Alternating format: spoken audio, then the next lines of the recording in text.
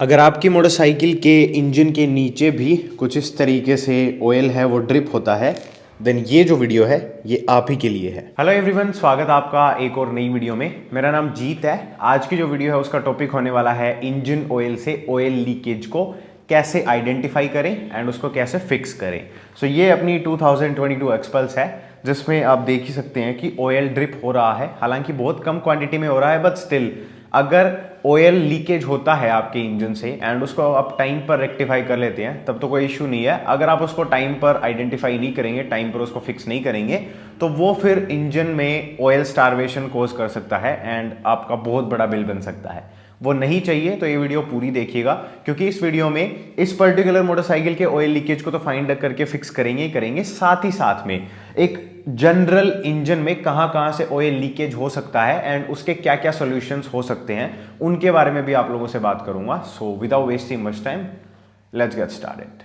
But उससे पहले बात करते हैं इस वीडियो के स्पॉन्सर की, जो कि है CarPM bike scanner. So basically CarPM bike scanner की हेल्प से आप अपनी बाइक को प्रॉपर्ली स्कैन कर सकते हैं, उसके कोड्स हैं उनको डायग्नोस कर सकते हैं, रीसेट कर सकते हैं, सर्विस रीसेट कर सकते हैं एंड साथ ही साथ जो लाइव डेटा है बाइक का उसको भी आप एक्सेस कर सकते हैं। एंड अभी इनकी एक क्विक फ्लैश सेल चल रही है, तो डिस्क्रिप्शन में लिंक है। अगर आप उससे जाकर के इनका कोई भी प्रोडक्ट परचेस करते हैं तो आपको फ्लैट 15% डिस्काउंट मिलेगा। And now back to the video. तो सबसे पहले स्टार्ट करते हैं विजुअली इंस्पेक्ट करने से। किसी भी चीज़ को खोलने से पहले देखते हैं कि हमें बिना कुछ खोले ही लीकेज वगैरह फाइंड आउट होता है क्या। एंड इस पर्टिकुलर मोटरसाइकिल में प्रॉब्लम इस चैन कवर के पीछे है, लेकिन उस पर बाद में जाएंगे। अभी जो यूनिवर्सल केस है उसमें आप कैसे फिगर आउट करें, कैसे फाइंड आउट करें, कौन कौन सी चीज़ें हैं जो कि प्रोन टू लीकेज होती हैं, उनके बारे में बताता हूँ।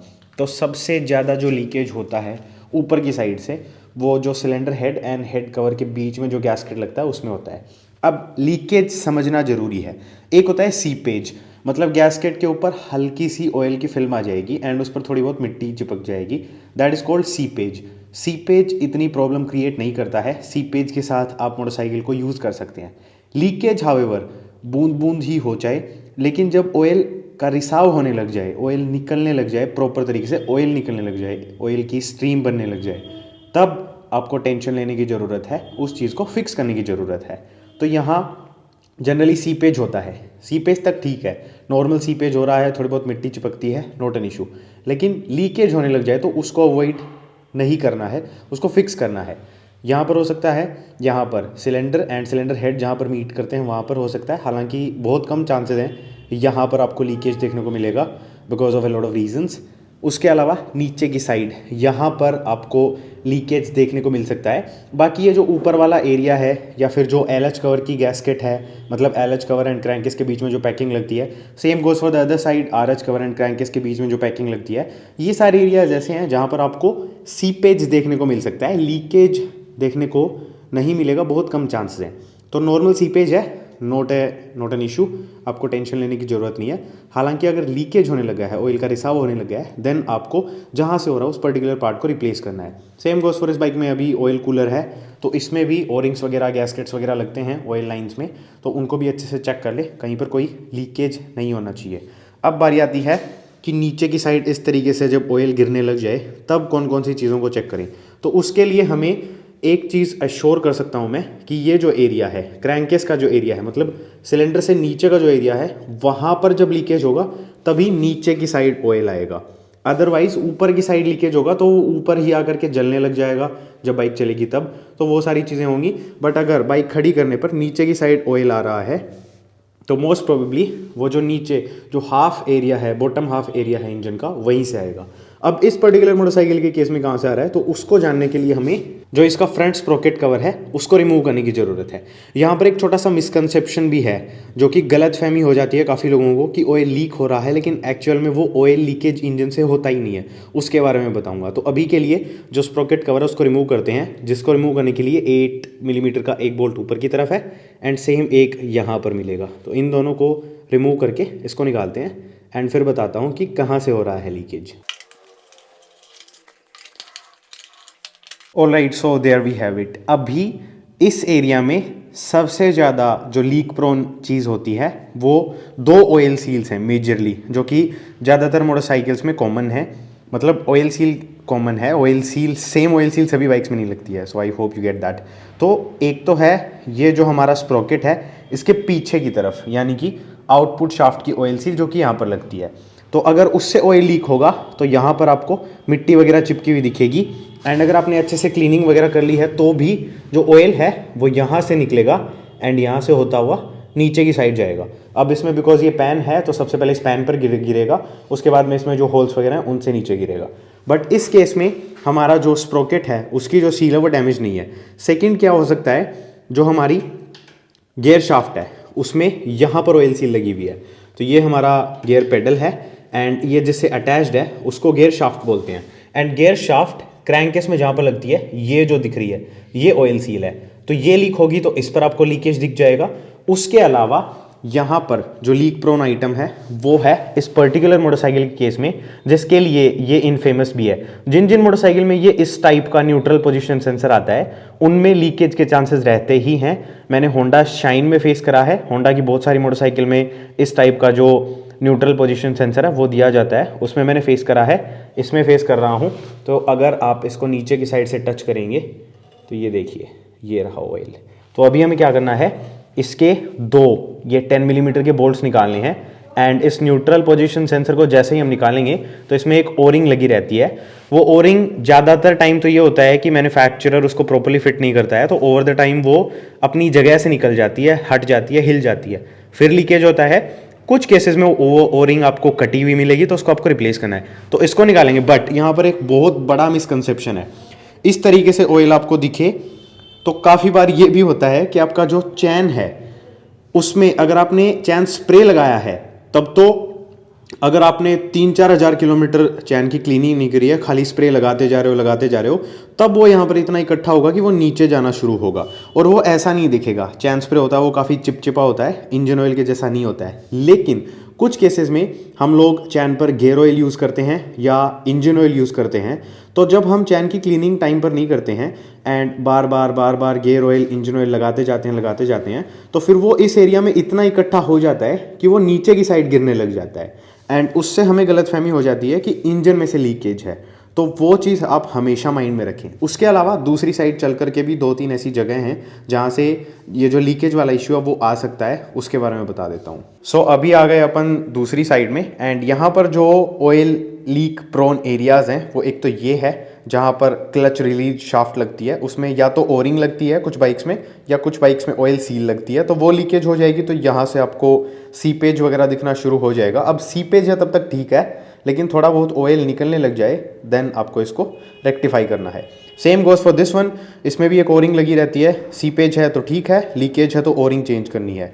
Same goes for this one, ये हमारी किक की शाफ्ट है, तो किक लीवर की जो शाफ्ट है उसके पीछे की साइड यहाँ पर एक ऑयल सील लगी रहती है। अगर वो ऑयल सील लीक होगी तो यहाँ से ऑयल निकलना चालू होगा, तो वो भी एक माइंड में रखने वाली चीज़ है। उसके अलावा ऊपर की तरफ बताया ही था जो ऑयल लाइंस वगैरह हैं ऑयल कूलर के लिए इस पर्टिकुलर मोटरसाइकिल के केस में उनको चेक करना है लीकेज वगैरह के लिए, एंड बाकी के दूसरी साइड बताए थे वही इस साइड है, सो दैट इज सेम।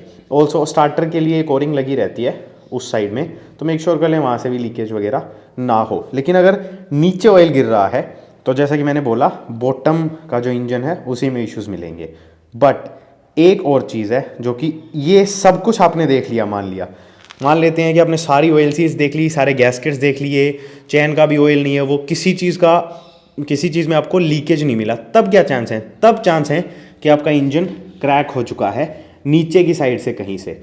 तो वो फिर आपको फिगर आउट करने के लिए मोटरसाइकिल को लेटाना पड़ेगा, अच्छे से नीचे की साइड की वॉशिंग वगैरह करनी पड़ेगी एंड उसके बाद में क्रैक्स वगैरह ढूंढने पड़ेंगे। या फिर कई बार क्या होता है कि जो मैन क्रैंक केस है, मतलब ये हो गया RH कवर, ऐसा ही दूसरी साइड जो लगा हुआ है वो LH कवर है, लेकिन इन दोनों के बीच में जो क्रैंक केस लगा हुआ है जिसमें क्रैंक शाफ्ट वगैरह गियरबॉक्स वगैरह हैं उसके भी 2 हिस्से होते हैं। तो उसमें जो बीच वाला एरिया है वहाँ पर कुछ मोटरसाइकिल्स में तो गैस्केट लगता है, कुछ मोटरसाइकिल में RTV सिलिकॉन लगता है, तो वो अपनी जगह छोड़ दिया, डैमेज हो जाए तो वहाँ से भी लीकेज होने के चांसेस हैं। तो वो आपको नीचे की तरफ देखना पड़ेगा। इस बाइक में वो इशू है नहीं, इशू मैंने बता दिया, तो अब उसके रेक्टिफिकेशन पर फोकस करते हैं।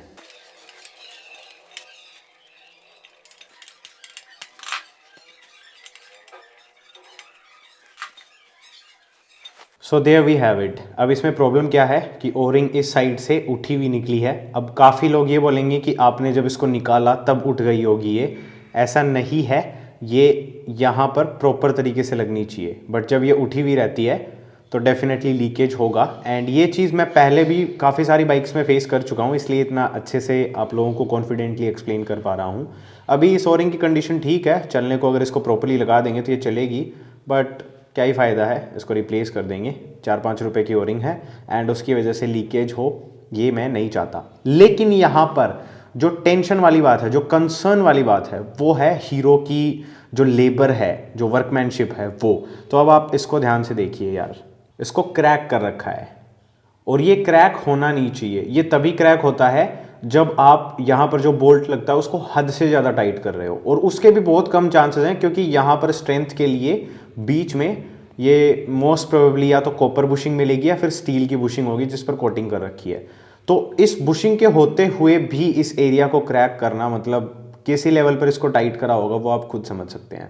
तो आई थिंक हीरो को अपना जो वर्कमैनशिप फैक्टर है, जो लोग असेंबली लाइन पर इनकी मोटरसाइकिल्स को मैन्युफैक्चर करते हैं, उनके बारे में थोड़ा सा सीरियस होने की ज़रूरत है। खैर जो भी है, अभी ये जो ओरिंग है ये दूसरी लेकर के आता हूँ मैं एंड इसको रिप्लेस करके फिर से फिट करते हैं। सो ये रही अपनी नई वाली ओरिंग। पुराने वाली के कंपैरिजन में आप इसको अगर कंपेयर करके देखेंगे तो देखेंगे कि पुराने वाली एक्सपैंड हो चुकी है एंड राउंड की बजाय ये थोड़ी सी चपटी हो चुकी है। तो इसको तो हम रिजेक्ट कर देते हैं एंड नई वाली जो ओरिंग है उसको यहाँ पर प्रॉपर तरीके से सीट करते हैं। There we have it. अभी फिट करने से पहले हम इसको लुब्रिकेट करेंगे एंड ये वाला जो हिस्सा है ये हमारा नीचे की तरफ रहेगा, ये कुछ इस तरीके से जा कर के लगेगा। लगाते टाइम एक चीज़ और ध्यान में रखनी है, इसको लुब्रिकेट तो करना ही करना है। यहाँ पर ये जो आपको कॉपर वाला हिस्सा दिख रहा है, इसके लिए यहाँ पर एक कैप टाइप चीज़ है जिसमें अंदर की साइड स्प्रिंग लगी हुई है। तो आप मेक श्योर करें कि वो अपनी जगह पर हो। इसको आप खो देंगे तो फिर आपका जो न्यूट्रल पोजीशन सेंसर है वो काम नहीं करेगा। तो अभी थोड़ा सा ऑयल यहाँ से ले लेते हैं एंड उसको अपनी जो ओरिंग है उस पर लगाते हैं एंड उसके बाद में बताई गई डायरेक्शन के हिसाब से इसको फिट करते हैं।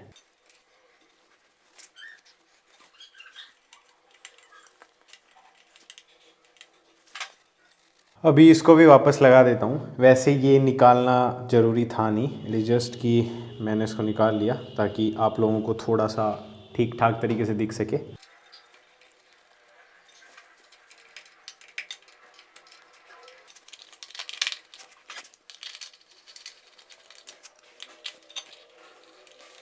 Alright, so that's about this video guys. आपने देखा कि कैसे एक 3-4 रुपए का आइटम है उसने लीकेज क्रिएट कर रखा था एंड दिमाग में ये हो रखा था कि नई बाइक में ही अभी से इतनी प्रॉब्लम्स आने लग गई, बट ऐसा कुछ नहीं है। जिस तरीके की आप प्राइस देते हो प्रोडक्ट की, उसी तरीके का आपको प्रोडक्ट मिलता है। सो उसको आपको प्रॉपरली मेंटेन तो करना ही पड़ेगा।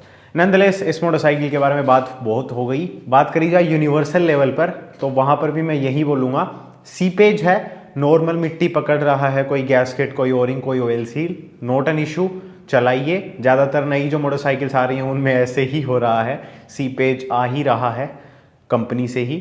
लेकिन लीकेज होने लग जाए, अगर बूंद भी आपको इंजन ऑयल की इंजन से बाहर दिखती है, किसी भी ऑयल सील से, किसी भी गैस्केट से, किसी भी ओरिंग से, या फिर क्रैक वगैरह दिखता है, देन इमीडिएटली उसको रेक्टिफाई करिए।